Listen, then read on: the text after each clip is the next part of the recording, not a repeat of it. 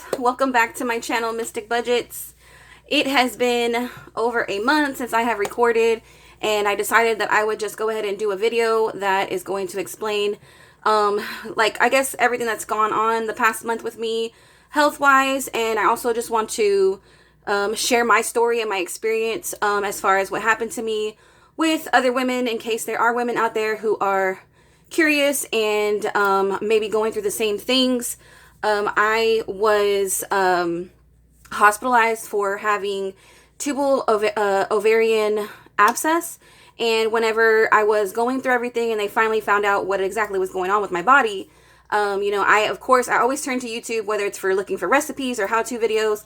So of course I went to YouTube, searched it, and of course I really didn't find anything on the subject. So I decided I'm going to go ahead and film this while I do some of my press-on nails.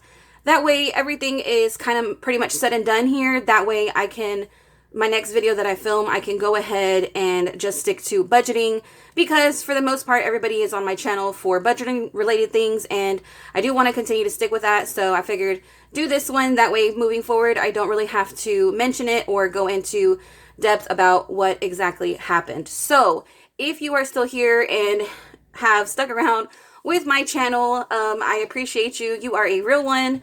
I'm just going to grab my press-on stuff here real quick while I talk to you guys. I really appreciate you guys, and I hope that you are all doing well and you are healthy and happy and everything is going good for y'all. Like I said, it's been over a month since I posted, and I've tried my best to kind of catch up on everyone's videos. It's just been hella hard because I have like no energy half the time. So anyways, I'm just gonna jump on into my story. I am going to start back in, what was it, June, July, August. Yeah, so pretty much, oh, real quick, let me stop. I do want to mention two things really quick. I do have my fall savings challenge in my Etsy. So this is on my Etsy for $1.95, so don't forget to grab that. And I am sold out of Black Mystery 15 boxes. I do still have, however, these beautiful lime green boxes. I don't know why these have not been that popular, but these are sexy. I love this color. So anyways, the black boxes will be back in stock September the 6th. So, all right, moving on. So back in July, you guys, everything started pretty much with a back pain, like literally lower back pain. I'm thinking like, okay, hey, I'm about to start, you know, my time of the month, and you know, it's normal, right? So I didn't think much of it. I didn't even take ibuprofen for it. I'm kind of like, not like strong, like I am strong. Hello, thank you. But just like a high pain tolerance, I guess you could say. So I wouldn't normally ever take ibuprofen or anything like that. Sorry, this is a mess in this bag. And so didn't think anything of it. Pain obviously got worse, and eventually I did have to start taking some ibuprofen, which is just not normal for me. And so that was that. Should I do red? Red is loud right now. Maybe I should do red, I don't know. And so basically I figured, okay, I'm about to start my menstrual, whatever, and went about my business. Then it was increasingly getting worse. There was, I started getting pain when I would urinate.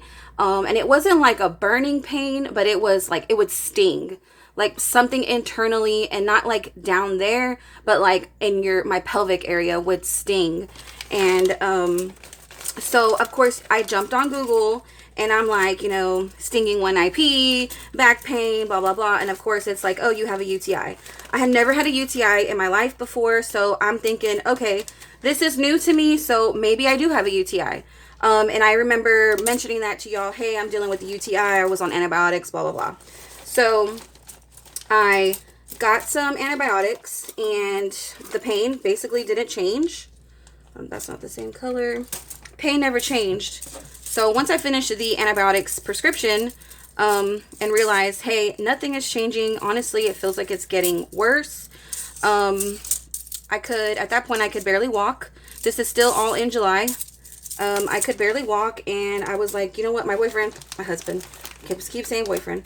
My husband was like, you have got to go to the emergency room. Like, quit playing around and, like, you know, be serious. Like, this could be something that we don't even know, right? Because you can barely walk. So I was like, all right, screw it. I'm going to go to the ER. Granted, I'm not one to go to the doctor for anything. I'm more of a self-medicate type of person. Even growing up, I was never like sick, thank God. And so I was just kind of like taking my time, procrastinating. I am a huge procrastinator. And I didn't want to go. And finally one night I was like, screw it. I can't take the pain no more. I can barely walk, blah, blah, blah. Went to the ER. Go to the ER and I'm like, hey, I'm pretty sure I have a UTI. I got some antibiotics. I don't think they worked. So they took me in, gave me an IV. And because they said I was dehydrated, took some urine samples, and they were like, yeah, there is bacteria in your urine. Granted, they couldn't say exactly which one it was because it takes a little bit for the cultures to return or whatnot. And so they were like, where is your pain? And by then the pain was in my lower back, on the left side, like in my pelvic area on my left side, the stinging in my pelvic area when I would pee. And then also I was getting like upper back pain, like I guess kind of where your kidneys would be, right? So when I told the doctor that, he's like, oh, hey, you probably, the UTI turned into a kidney infection, which can happen. And I'm going to give you this antibiotic because this is like strong antibiotic, whatever. And he sent me on my merry way and said, go and check with your doctor for a follow-up. Did that. The antibiotics did not work. If anything, they just made me really constipated. And it was like horrible. I would sit on the toilet and just be crying because I felt like I would have to go to the bathroom, but I couldn't go to the bathroom, and whatever. I know this is TMI for a lot of people, but this is my story. And so I did the follow-up appointment and I explained it to my doctor. Hey, this is what's going on. And at that point, I, just talking to him and explaining to him like, my health history or whatever, because I am in a new area. He was a new doctor to me. So, I explained to him, I said, look, maybe it is because I do have an IUD, which is a birth control. And I was like, it is expired, but I never had an issue with it as far as getting pregnant or anything. So I was like, obviously it still works. I didn't feel like I was overly hormonal or whatever. So I was like, obviously it might still be releasing some hormones, but, maybe this is what's causing me so much pain is because my IUD is expired. And previously when I would go get it checked, because you do need to get your IUD checked, annually when you go for your annual pap smear or whatever, they were not able to ever locate my IUD. And I couldn't afford to get an ultrasound at those times. And I honestly was just like, whatever, it hurts. Yeah. But I'm just gonna push through and, charge it to the game. So, I told him, I was like, this maybe could be something that's causing me the pain. And so he was like, all right, well, let's go ahead and try to remove your IUD today. So wasn't expecting that, but I'm like, hell yeah, let's get the thing out. Like, let's go. Y'all, he tried, he could not see it. So that was scary. And I'm like, well, and he's like, all right, you're going to have to go get an ultrasound. So I was like, I'm in all this pain. At this point, I'm like, let me go get this ultrasound. So moving on to, this was the end of, was it? Yeah, so no, that other stuff was in June. This is in July. So I got the ultrasound. I'm sorry, y'all. I got the ultrasound towards the end of the month, and I got an ultrasound of my abdomen because it was very hard for me to use the restroom. So he's like, let me just see your whole abdomen. And then also ordered for me to get a transvaginal ultrasound. So I did that. Well, when those results came back like a week later, whatever, it came back, one, that I had fatty liver, which I did mention to y'all before, like, hey, this is what they're saying I have, blah, blah, blah. And then two, they said that, that my left ovary had a cyst. I forgot exactly the measurements, but I believe it was like 2.5 inches, whatever. Which they're like, it's common. You have an IUD. It happens. Most cis women don't even know they have them. They come and go, whatever. So I was like, okay, whatever. And then they had said that my right ovary had little polyps in it. They said that could be showing signs of PCOS. So I never knew what any of this stuff was. So of course I'm Googling, researching, whatever. And I'm like, okay, so this is what I have. This is what's causing me pain, etc., etc. So once I got those results, I scheduled another appointment with no, I did not schedule an appointment because when I got the ultrasounds, I felt normal. I wasn't in any more pain. Everything had kind of subsided. And so I was like, okay, I'm good. It's over. But it started coming back, and I scheduled an appointment to see my doctor again. I had messaged them. I said, look, I think I have another UTI. I'm getting pain again, back pain, hurting when I pee, blah, blah, blah. So they're like, come in, do a UA, and then we're going to go from there. Did the UA, they're like, yes, there's bacteria in your urine.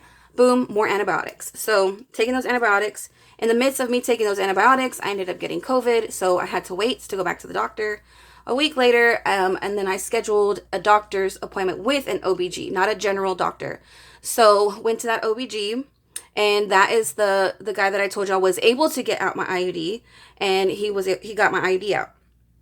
And he suspected that I possibly had endometriosis from all the symptoms that I was explaining to him. But he said in order for us to really know what's going on, we would have to schedule another transvaginal ultrasound. He's like, you're going to do it with me so that I can physically see what they saw and determine whether or not it was endometriosis. So at that point, I went with him. A few days later, I went to my general doctor and just told him like basically what had happened. And, he was like, okay, cool. And then he's like, I think you may have a form of IBS. So he prescribed me some antidepressants, and which I didn't even pick up because I'm like, oh, I don't think I really want to do that. I Google everything, y'all. So I started Googling it. I'm like, oh, hell no, this is going to make me so sleepy. I won't be able to function. So I'm not doing that. And then he said he also ordered a CT scan. So, okay, go on my merry way. And then come August 3rd, I was at work after lunch, which I didn't even really eat lunch because me and my husband were planning on going to try a new Mexican restaurant after work. And I'm like, okay, cool, I'm finna pig out anyway, so I'm not going to eat a lot. So I only had a few bites of a sandwich, and I was like, I'm good, whatever. By the time I got back from break, my back was killing me. Like, killing me. I could not sit at my desk. I was, like, standing up, trying to do, like, all these wild-ass stretches and stuff, trying to get my back feeling better. Nothing was working. And then when I had left lunch, granted, this whole entire time, you guys, I had been taking 8 ibuprofen a day. 4 towards in the morning and 4 in the evening so that I can make it through the day. So I took my 4 ibuprofen like I normally do. I waited like about an hour and a half waiting for these bad boys to kick in, and they never did. And then that's when I started getting the pain in my lower left side, my pelvic area. And I started crying. I felt like I was going to vomit. The pain was so bad. It was making me nauseous. I felt dizzy. And I was like, I'm going to the ER. Y'all did not think I was going to be in the hospital for long. But I ended up being in the hospital for 17 nights. And come to find out, they did all kinds of CT scans and tests and everything. The first night I was even in the ER, they gave me morphine and it wasn't even working. That's how bad the pain was. And anyway, so I was in the hospital. They saw that I did a CT scan when I got there. I wasn't ever able to make it to the scheduled CT scan I had from my doctor. And they saw that I had like an abscess on my ovary. They thought it was my left ovary, but kind of more centered because it got so big. They told me that basically I had possibly a bacteria growing or something growing, an infection of some sort growing in my uterus. So in my uterus, there was an infection growing, but my IUD was blocking it, I guess, or housing it there. Not really sure exactly how the doctor worded it, but basically when they removed my IUD, they feel like it might have caused the infection to spread faster or something. But anyways, the abscess was about, I think they said it was 9 inches big. I'm not sure. I forgot exactly what it was. It was big as hell, y'all. It was big. It had tripled in size from what it was. And so I'm like, okay, so what do we do? So they're like, okay, we're going to insert some drains. So they put one drain in to try to, I guess, one, relieve the pressure of the abscess and drain the abscess. Their whole thing was to not go in to do surgery. So they inserted the drain, which was horrible. And I felt like my stomach was swelling really, really bad on my left-hand side. And then the drain stopped draining. So they ended up doing another CT scan, and they showed that it looked like the abscess had moved or the infection had moved, whatever. Honestly, the hospitals say a lot of it was a blur, you guys. A lot of it was a blur. It was just horrible. So they ended up inserting a second drain. They were able to remove a lot of infection, and it was just like this pussy, bloody, weird stuff that they were pulling out. And they're like, okay, you're gonna have these drains, and then we'll check on you again.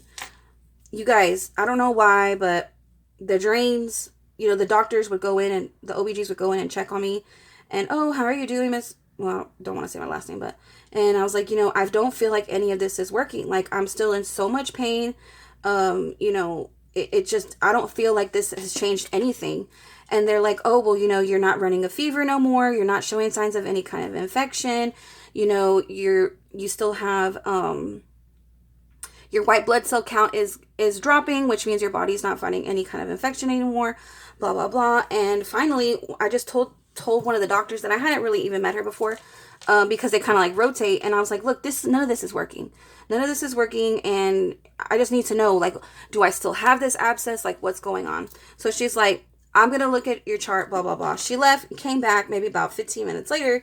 And she's like, look, the abscess has drained, yes, but it's only gone down about 2 inches in size. She's like, you've already been here for over a week and a half. And she's like, I'm just not satisfied with that amount. It should have been way smaller than that. She's like, so I'm going to prep you to go into surgery for tomorrow. So the whole time, granted, she did not want me to do surgery because, you know, she said these things usually go away with the drains. And so she's like, we're going to do a laparoscopic procedure where we go in through, I forget how many, like I said, it's a blur. She's like, we're going to go in through your belly button, and, you know, basically they insert a camera in one hole, and then they put a couple other ones, and they're able to, without cutting me open too much, you know, they're able to go in and drain the abscess, remove the abscess, blah, blah, blah, whatever. So that's what they had prepped me for, y'all. And it was scary. I'd never been gone under general anesthesia before. And that was insane. But the whole, like, when you're going under it, oh my God. My last words, you guys, was, I love you, God. Like, that's how freaking scared I was.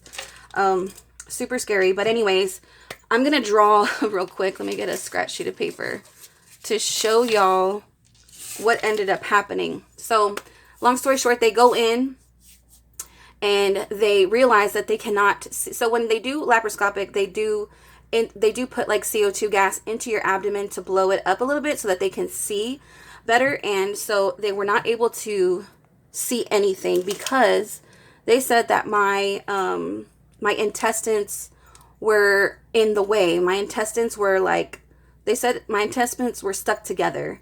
So they were not able to go in and do what they needed to do. And so they ended up, during the procedure, they ended up having to call in another surgeon. Because the OBGs were the ones that were going to do the laparoscopic procedure. They had to call in another surgeon. And you guys, he had to go through every single part of my intestine. And just to think about it, you know, when I Googled the procedure and you see the pictures, I'm like, holy crap. Like, that's how my body looked. Like, my insides were literally outside, and so scary. It's scary to even think about now. But so they ended up having to have him go through, and this is my stomach. Guess I should have drawn it further out, right? But this is my stomach. Like, this is lady part and my legs, right? And this is my belly button. So he had to cut me from I don't know, I'd say maybe 2 to 3 inches over my belly button. It goes around, it goes down, and then I have a cut across like this. So like a big T, upside down T. Huge incision, but they ended up having to do this. They were just going to do it with the scope, and they could not. So I ended up going from a slightly minor surgery to a major surgery. And I had no idea that was happening. My family had no idea that was going to happen. So, you know, they had to tell them everything in the waiting room, and it's just a big shocker. But he had to go through my intestines because they were literally stuck together so inflamed. I had a lot of small abscesses throughout my abdomen that were full of obviously some type of infection or bacteria. I'm not sure. And then they ended up removing the abscess that had been draining. And then they actually ended up removing my right fallopian tube and my right ovary. They said when they were able to get to that they saw that. Let me get this picture's just so ugly, you guys. Like, I feel like effing Frankenstein, you guys. It's been really hard seeing that on me. Give me a minute. Sorry, I had just got emotional and had to cry it out. Y'all know me, I had to cry it out. It's a lot, you guys, seeing that and just realizing what you went through. You know, I didn't expect to stay at the hospital that long. If I would have waited and the abscess had ruptured, I could have died. It was just a lot. But anyways, they said that when they saw my fallopian tube, my ovary, that it was necrotic. So it's basically dying. It was like black, and full of like small polyps, like the ultrasound had saw or whatever said I had. And so, yeah, so that's basically what ended up happening. You know, the recovery has sucked. It's really, really hard to not use your stomach muscles for anything. Getting up, using the bathroom, bending down.